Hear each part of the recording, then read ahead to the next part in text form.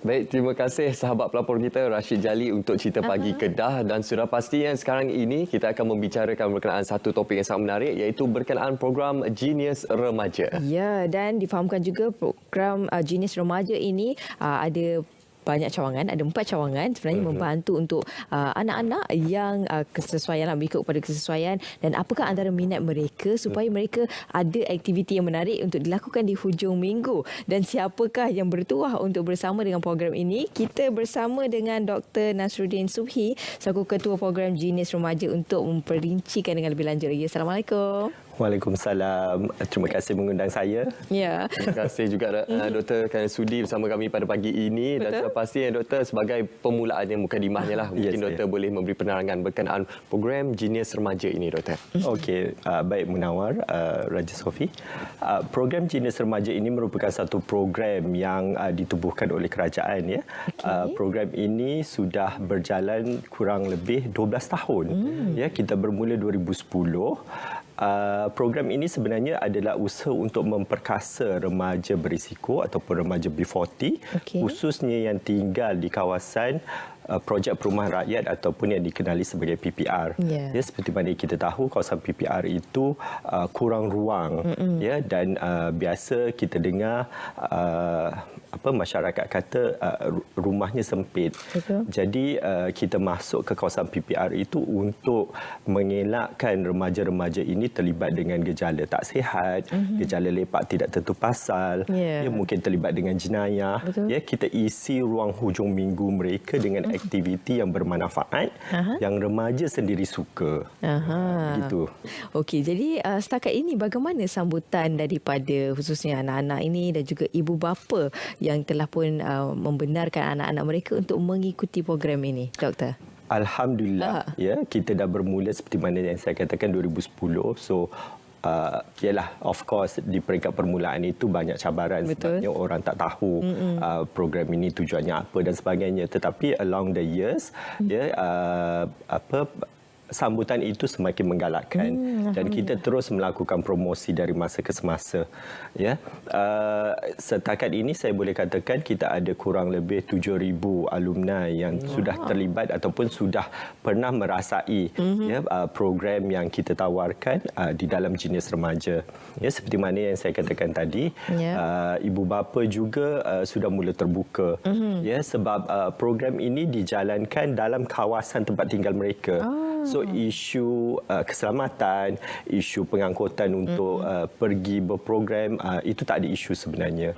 Yeah, so what we do is that kalau kita tengok flat-flat PPR, ya, di sebelah bawah itu dia tiang, kan? Ya, so dengan kerjasama di BKL dan juga dengan kerjasama Persatuan Penduduk, kita identify, ya, ruang yang sesuai dan kita akan wall up ruang tersebut untuk dijadikan pusat komuniti kita di situ.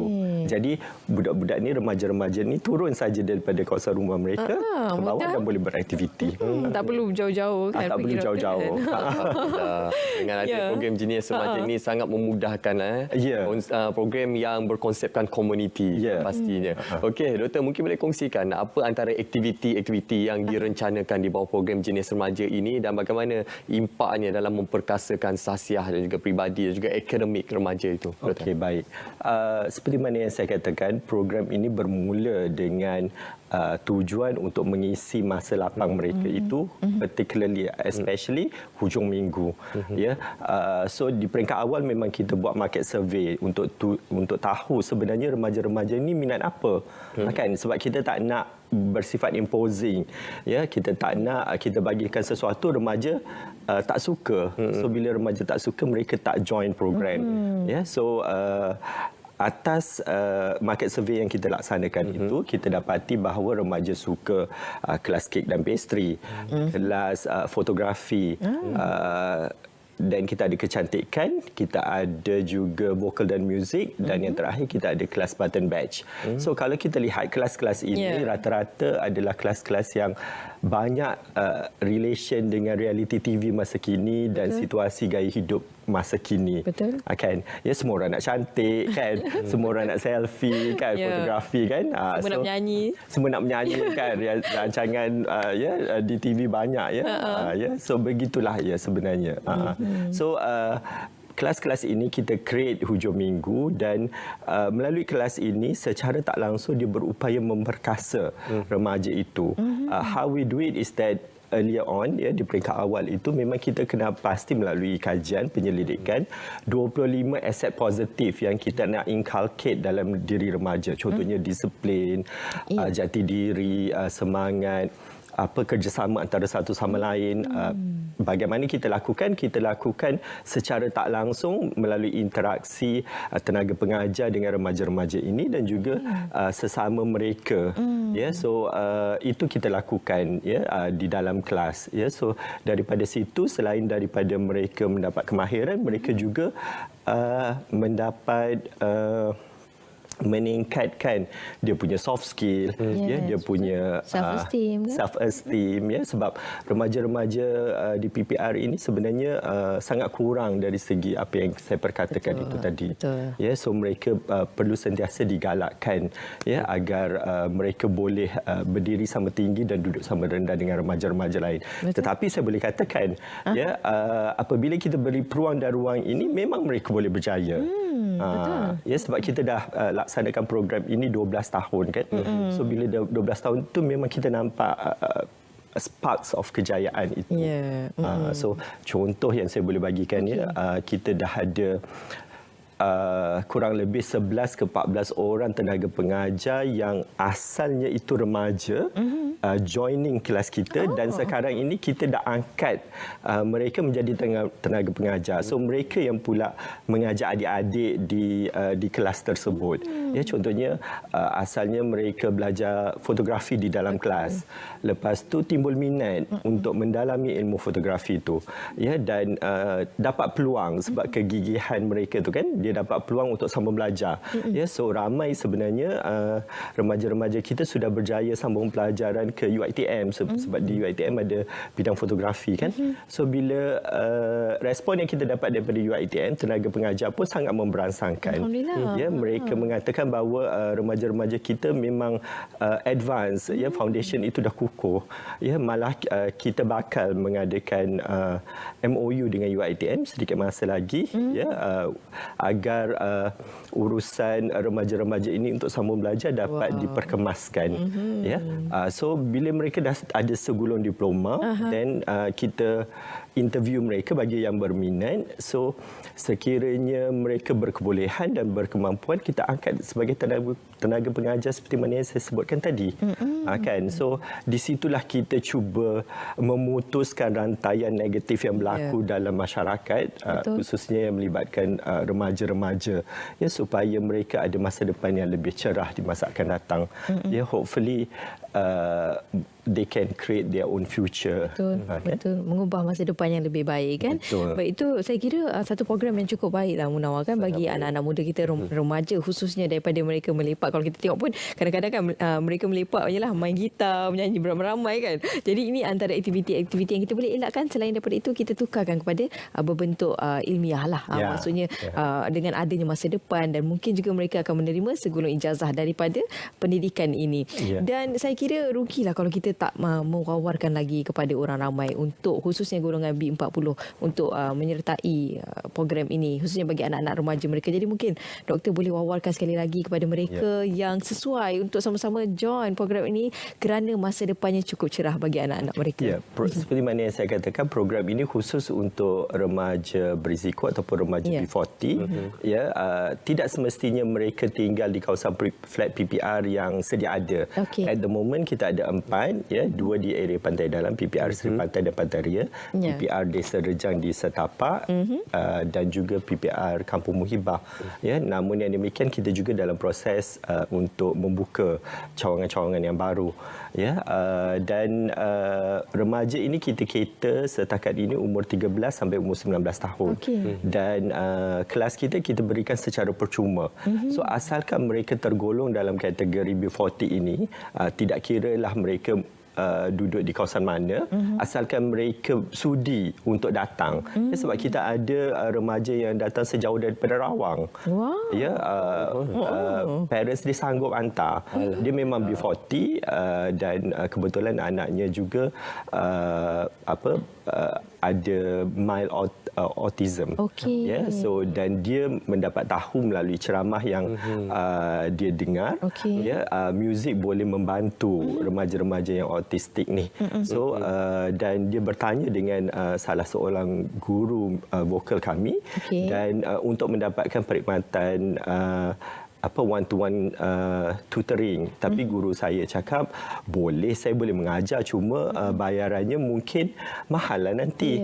Kan, jadi kalau misalnya puan sudi untuk datang, puan boleh dapat perkhidmatan yang percuma. Kan, so lantaran daripada itu dia mula menghantar anaknya, dan alhamdulillah ya, anaknya menunjukkan potensi yang sangat baik dari segi perkembangan itu, dan memang dia suka sangat kelas vokal dan muzik. Memang itu tak boleh miss lah sebenarnya. Wah, sangat menarik, sangat memberi inspirasi sebenarnya dengan program-program ataupun aktiviti-aktiviti yang dilaksanakan. Okey, seperti yang doktor kongsikan, program ini telah bermula sejak tahun 2010. Jadi perjalanannya lebih daripada 10 tahun pada masa kini.